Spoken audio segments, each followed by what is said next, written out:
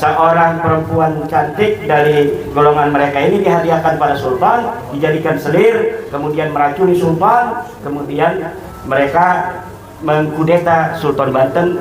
Begitu juga dengan antek-anteknya, ya memang antek begitu, memang pengkhianat. Jadi jangan sampai diputar-balikan, karena mereka itu pintar memutar-balikan fakta. Jadi seakan-akan yang pahlawan jadi pemberontak, yang antek penjajah mau jadi pahlawan. Nah, ini perlu kewaspadaan kita bersama. Dulunya kita juga husnuzon kepada mereka, tapi ketika kita sudah husnuzon, mereka melunjak, malah merendahkan bangsa kita.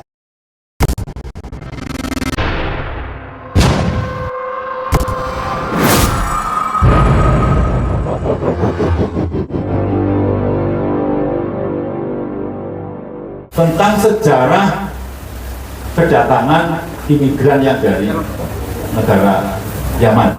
1750 di Banten itu sudah ada peristiwa pengkhianatan seorang yang mengaku turunan Nabi kerjasama dengan Belanda, kemudian seorang perempuan cantik dari golongan mereka ini dihadiahkan pada sultan, dijadikan selir, kemudian meracuni sultan, kemudian mereka mengkudeta Sultan Banten bernama Sultan Zainul Arifin pada 1750 yang mengakibatkan terjadinya pertempuran besar di Banten karena para keluarga Banten yang juga di luar keraton kemudian mengadakan pemberontakan, memobilisasi rakyat untuk melawan Belanda dan penguasa Kesultanan Banten pada saat itu dipimpin oleh Tubagus Buang dan Kiai Tapa.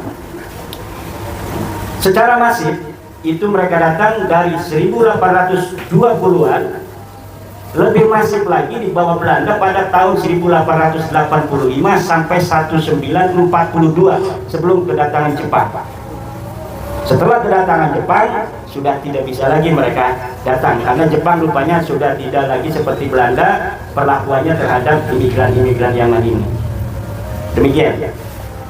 Mau ditambahkan? Itu juga perlu kami tekankan juga, ini fakta bahwasanya kaum Arab Hadromi di masa lalu atau keturunan imigran Yaman ini memang merupakan teman perjuangannya penjajah dalam menduduki atau menjajah bangsa pribumi di masa lalu. Yang paling jelas ini perlu kami sampaikan contoh adalah memecah belah umat Islam di masa lalu dengan fatwa yang berbeda. Contoh, kalau para kiai ulama Nusantara di masa lalu mengeluarkan fatwa untuk melakukan perjuangan perlawanan kepada para penjajah yang merupakan penjajah, sedangkan dari pihak kaum Ba'alawi di masa itu, yang contoh yang termasuk itu adalah Mufti Betawi, Habib Usman bin Yahya, itu malahan karena merupakan anak buahnya daripada pihak pemerintah Hindia Belanda, mengeluarkan fatwa yang bertentangan dengan para kiai-kiai di masa lalu, yang mana apabila melakukan perlawanan kepada pihak penjajah itu merupakan suatu hal yang tidak sah secara agama. Jadi dipecah belah umat Islam di masa lalu dengan fatwa yang berbeda. Nah, diketahui oleh masyarakat ada upaya-upaya pembelaan kepada tokoh masa lalu tersebut, bahwasanya beliau itu bukanlah seorang, kan kalau kita menyebutnya itu sebagai bahasa Nusantara itu sebagai antek penjajah, para pendahulu daripada imigran Yaman. Tapi juga dari kalangan mereka ini juga membela bahwasanya bukan sekedar antek, tapi sekedar sebagai pegawai negerinya biasa gitu. Ada ucapan seperti itu. Dan juga ada pernyataan yang berlebihan bahwasanya pemerintah Hindia Belanda di masa lalu adalah pemerintahan yang sah. Nah, itu yang kami keberatan akan hal tersebut. Karena kalau kita sebagai warga negara Republik Indonesia, kita sudah terikat dengan undang-undang, dan bahwasanya di Undang-Undang Dasar 1945 dengan pembukaan bahwasanya kemerdekaan adalah hak segala bangsa. Jadi kita tuh merdeka, negara kita tuh merdeka, itu adalah hasil perjuangan founding father kita. Jadi apabila kita merdeka, warga negara Indonesia itu harus mengetahui pemerintahan sebelumnya bukanlah pemerintahan yang sah, karena pemerintahan penjajah yang ilegal. Sehingga dengan berdirinya Republik Indonesia, yang sah itu adalah ya NKRI ini. Dan kemudian pemerintahannya itu ada bentuk pemilihan kekuasaan dari Orde Lama, Orde Baru, Reformasi, itu sah. Tapi pemerintahan di masa sebelum kemerdekaan itu tidak bisa kita anggap sebagai sah. Karena dari bagi kita itu adalah suatu pemerintahan penjajahan. Jadi apabila ada oknum seseorang yang menyatakan itu adalah pemerintahan yang sah, itu semestinya dipertanyakan ke warga negaranya. Kalau dia sebagai warga negara Indonesia, itu tidak boleh menyatakan pemerintahan yang penjajah ini sebagai pemerintahan yang sah. Itu adalah pemerintahan ilegal. Dan itu juga berdampak apabila pemerintahan penjajah itu dianggap sah, maka para pahlawan kita itu adalah para pemberontak. Tidak sah itu. Kita tidak setuju. Karena apabila kita para pahlawan kita, Pangeran Diponegoro, Sultan Agung Tirtayasa, kalau penjajah ini dianggap pemerintahan yang sah, maka pahlawan kita adalah pemberontak semua yang nggak sah. Maka dari pertemuan ini kami sampaikan, tidak betul yang menyampaikan bahwasanya pemerintahan penjajah sebagai pemerintahan yang sah, kecuali kalau dinyatakan oleh warga di luar Indonesia. Kalau warga negara asing silakan mereka menyampaikan pendapatnya bahwasanya penjajah itu juga sah, tapi itu adalah kalau pendapat dari di luar warga negara Indonesia atau WNA. Tapi kalau sebagai warga negara Indonesia tidak bisa. Kita ada hari kemerdekaan, kita ada UUD 45, kita terikat dengan undang-undang. Jadi kita tidak bisa itu. Jadi menurut kami yang menyatakan bahwasanya pemerintahan penjajah sebagai pemerintahan yang sah itu sudah melanggar UUD 45, bahkan pembukaan UUD 45. Dan artinya ini dalam pernyataan ini perlu kami sampaikan pernyataan tersebut tidak betul dan kita perlu melawan pendapat-pendapat seperti itu bahwasanya pemerintahan penjajah bukanlah pemerintahan yang sah. Gus Rumail menyatakan dalam suatu kesempatan diskusi yang viral di medsos bahwa pendudukan Belanda di Indonesia adalah suatu pemerintahan yang sah. Ketika Habib Utsman bin Yahya bekerja untuk Belanda, maka ia hanya sebagai PNS biasa yang bekerja kepada pemerintahan yang sah. Ia tidak bisa disebut pengkhianat. Rumail juga mempertanyakan usaha-usaha kemerdekaan para pahlawan yang berjuang melawan Belanda di masa lalu. Masih cukupkah alasan kita untuk memperjuangkan Indonesia? Apa yang kita perjuangkan? Kemerdekaan? Kemerdekaan seperti apa? Tanya Rumail, kemerdekaan di masa lalu seperti apa? Sangat abu-abu. Ia juga, dalam kesempatan yang sama menyatakan, Soekarno itu tidak sehebat yang orang kira. Ia nampak hebat, hanya karena dikelilingi oleh orang yang bodoh yang tidak bisa membaca.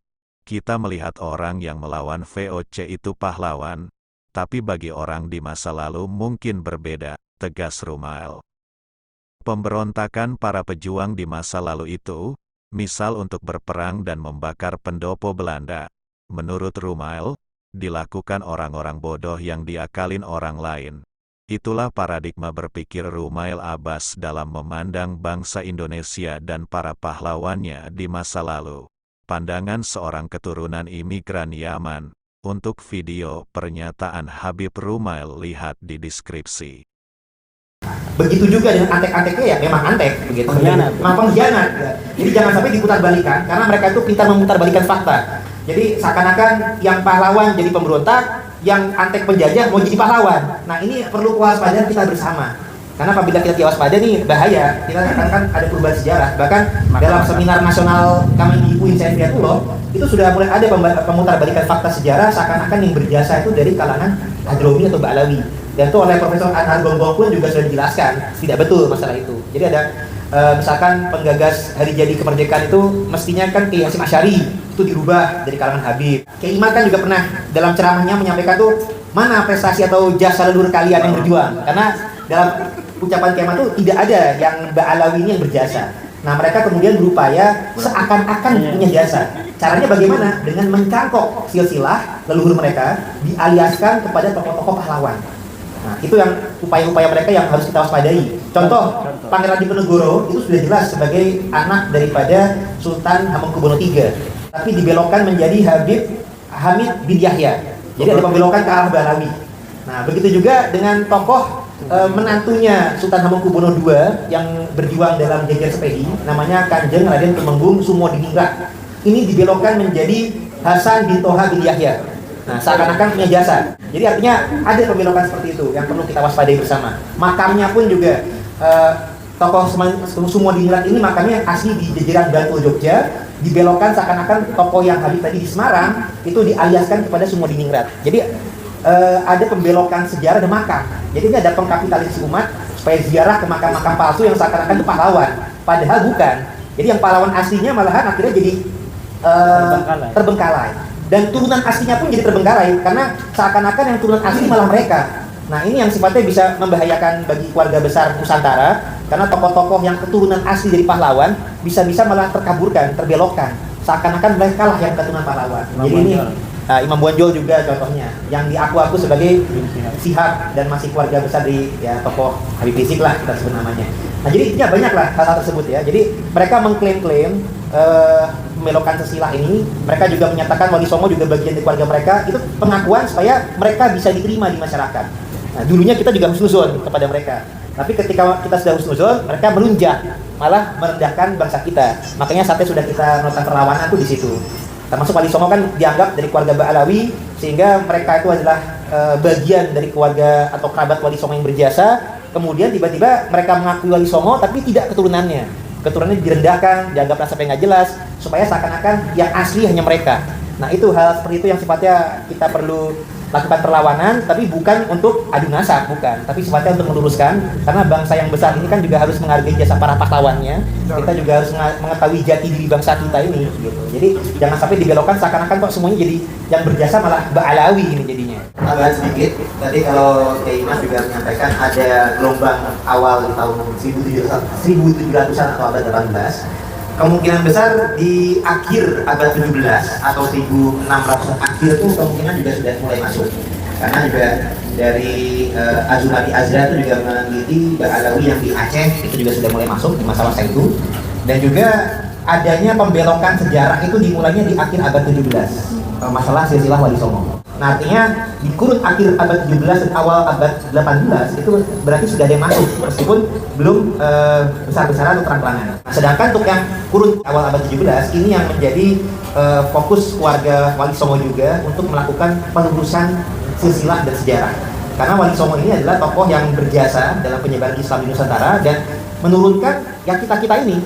Jadi Wali Songo ini di Jawa Timur, Jawa Tengah, Jawa Barat itu tidak rasis. Jadi ada pernikahan dengan keluarga Majapahit, ada pernikahan dengan keluarga Pajajaran, sehingga menurunkan kita ini, para pribumi bangsa. Bedanya ada yang menjaga datanya secara lengkap, ada yang mungkin sepaket obor sehingga tidak menjaga.